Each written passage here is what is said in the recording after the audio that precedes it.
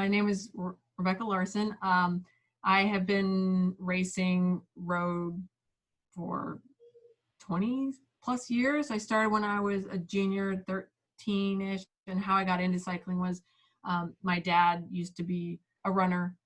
He developed degenerative arthritis, and actually ultimately he had to have his hips replaced, but that was much later on. And a colleague of his suggested riding because that's non-impact, so pick up riding. And he started riding, and then he decided, hey, this is kind of fun, maybe I should start racing. So he started racing as a masters, which isn't necessarily as common. A lot of people will be racing and then they're like, I'm not strong enough to be Pro 1-2, so I'm gonna race masters. But masters racing is super difficult. It's like a bunch of cat 1s and 2s racing. It's just and so I used to go to all his races when I was a kid, and I just had a blast. And so I started riding and racing, and then had some good opportunities. I grew up in Colorado, Boulder, Colorado, so there was lots of juniors racing, pretty good, lots of women, and having the Olympic Training Center not too far from where I grew up, and was pretty successful early on as a junior. Was actually racing on kind of a pro level team when I was 17. It was called Jane Cosmetics. It was out of California. And then I won junior nationals and was able to go to do worlds as a junior. Once was in Holland, Valkenburg, and then the other was in Italy. So I know it's not always that easy to get, when your significant other isn't excited about you going out and training a bunch and riding and then coming home tired.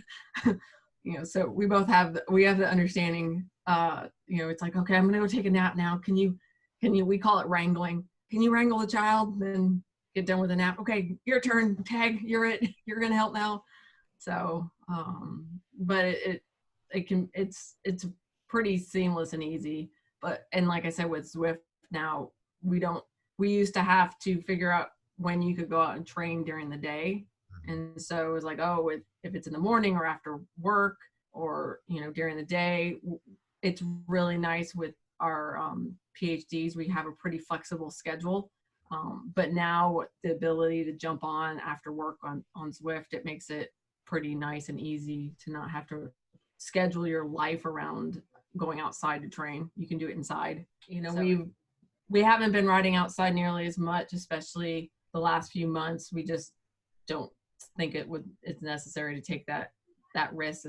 There's so many people doing group rides around here now, and it's just, we got an email there's from the local cycling group. If you were on the B ride last Tuesday and Thursday, somebody tested positive with coronavirus, so we're not going to do that riding. I'm like, oh boy. Wow. So it's a unique time. It's a little disappointing that we're not having racing this year, but we can get our itch scratched with doing Zwift races. So that was just a very unique, crazy experience. The racing over there is just it's a whole other world. I mean, it's kind of when I came back, people asked about the experience. It's like, it's kind of the equivalent of football here, just the fans, spectators, and just the peloton size for women's racing. So I did Flanders, Flèche Wallonne, so some pretty big UCI World Cup races, and that was just crazy. 180 field with women, and everybody belongs there. So it's not your pack fodder, it's everybody, and everybody fighting for it. I remember being totally terrified at Flanders because you go from this 4-lane road down to like a single road for the first set of cobbles, and you're just in there and you're like, I know there's going to be a giant crash. It's just going to happen. And like the middle imploded like a cave before the first set of cobbles. So it was a big learning curve, just figuring out how to hold your position and stand there.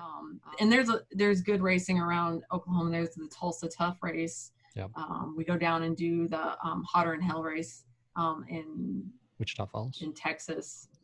Yeah. So it's a stage race now. There for the pro men and women, there's Friday night race criterium and down around the college there. And then there's the 100K race. We wake up at like 7:30, so it's nice and cool. We get done before it's like 100 million degrees. And then on Sunday, there's another criterium. I won the overall. I won the road race. The one criterium was third and the other, but came home with pretty good chunk of change. Yeah. My daughter was hilarious because we had gotten her a Lego set. She's like, "Mommy, I want you to win more bike races." That's funny. We connected up on Zwift again. I got a random message on Messenger, like, "Do you remember me?" And I didn't recognize the last name at first. And she's like, "We raced in California." I was like, "Oh, collegiately." So it's been kind of cool to I've connected up with some old teammates and people I've raced with on Zwift that I would never have, reconnected with. And then you message them and it's like, "I'm not really stalking you. I just noticed." I liked your ride.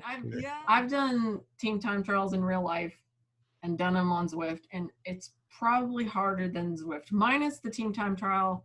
So when I was over and did the Tour of Holland, there was a team time trial, and that's one of the years Kristen Armstrong was over on the national team, and she basically just pulled us the whole time. Like it was like Kristen Armstrong, then the rest of the Americans all stacked up behind her. And that was super painful, even if you were like third or fourth wheel. It's like, this is just ridiculous. You are so strong. I mean, she is an Olympian in time trial, so it makes sense.